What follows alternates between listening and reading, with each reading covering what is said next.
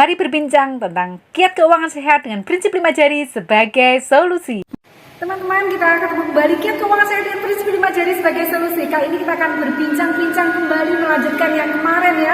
Tapi jangan lupa saya ingatkan untuk klik subscribe dan juga boleh tanya jawab langsung dengan Dr. Ardianto di channelnya ya, gratis. Boleh tanya apa saja tentang seputar kesehatan. Mari dokter. Ya, baik, terima kasih. Ini salam sehat teman-teman. Ya, apa yang ingin didiskusikan tentang obesitas. Ini khususnya terutama untuk cewek ya.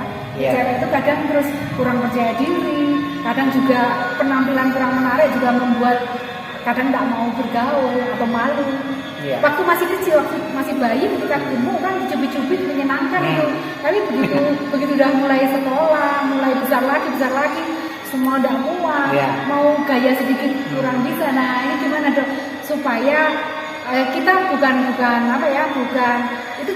masa jelek atau baik enggak, tetapi ini bagaimana supaya bisa tetap sehat dan penampilannya juga menyenangkan. Ya, baik, terima kasih. Jadi kita bahas tentang obesitas ya.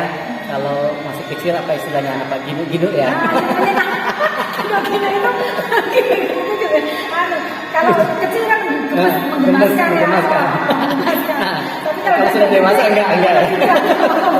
Ya, ini menarik.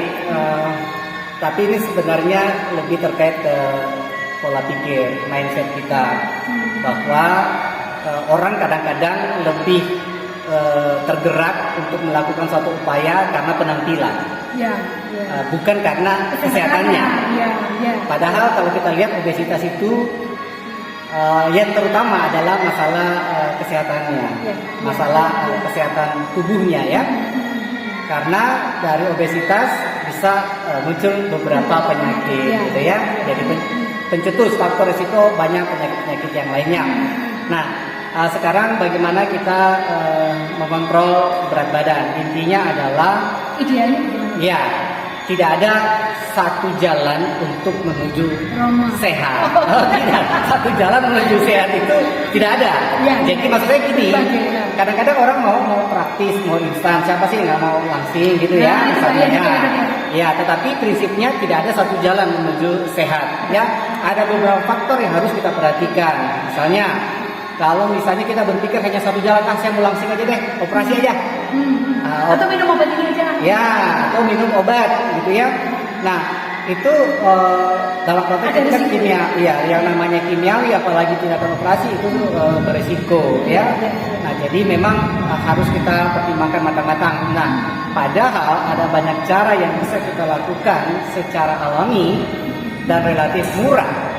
Ya, itu kan yang penting kan tujuan tercapai, sehat dengan cara alami dan murah. Nah, misalnya pertama itu memang harus disiplin olahraga. Ya, kalau mau menurunkan berat badan, menjaga berat badan ini ideal harus disiplin olahraga. Walaupun nanti akhirnya bukan cuma berat badan yang terkontrol, tapi kesehatan tubuh kita dari atas sampai ke bawah, luar dalam itu akan lebih bagus ternyata setelah kita berolahraga. Nah, olahraga itu jangan dibayangkan harus ada berada di lapangan olahraga, tidak ya.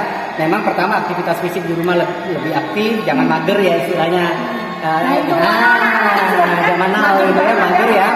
Tapi kalau yang praktis misalnya cukup jalan kaki saja di sekitar kompleks. Kalau memungkinkan jalan lebih cepat itu akan lebih baik. Kalau terkena sinar matahari juga akan lebih baik pagi atau ya sore gitu. Yang kedua adalah cukup asupan air minum ya, air biasa. Nah, ini bening air bening biasa. Karena banyak orang yang saya lihat takut minum air, katanya takut gemuk gitu loh. Ini keliru. Untuk membakar metabolisme lemak itu kita membutuhkan air yang cukup gitu ya. Jadi minumlah air yang cukup. Kalau memungkinkan air agak hangat akan lebih baik tentunya. Minimalkan air dingin gitu ya. Nah, dan yang ketiga yang paling penting adalah jaga dong makanan, dikontrol ya, terutama yang karbo. Karbo itu kalau pagi sebelum jam 9 relatif bebas dikonsumsi. Ya, intinya sebelum antara jam 7 sampai jam 9 pagi silakan makan apa saja. Itu makanan raja. makanan yang komplit lah ya. Tapi kalau sudah malam itu dihindari lah karbo itu ya.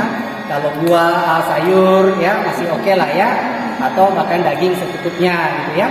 Nah, jadi saya kira itu tips yang sederhana yang perlu kita lakukan setiap hari. Harus sarapan pagi.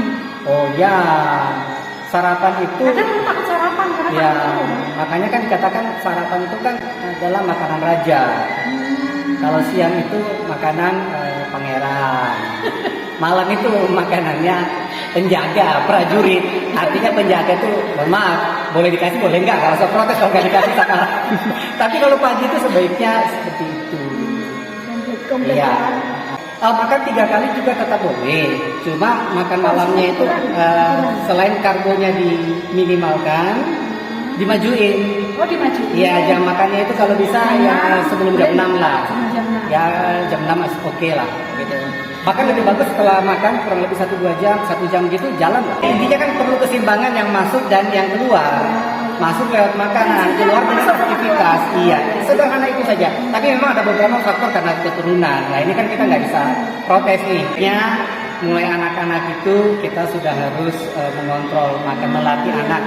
Karena kebiasaan di usia dewasa itu sebenarnya adalah hasil kebiasaan di masa kecil. Termasuk kalau dia tidak terbiasa makan sayur buah sejak kecil, maka dewasa pun juga dia akan malas untuk makan. Itu karena faktor kebiasaan sebenarnya. Jadi Jangan lupa ya kunjungi Dr. Ardianto Panggeso ya. umur panjang, sehat-sehat, kita jumpa kembali. Salam sehat 5 jari.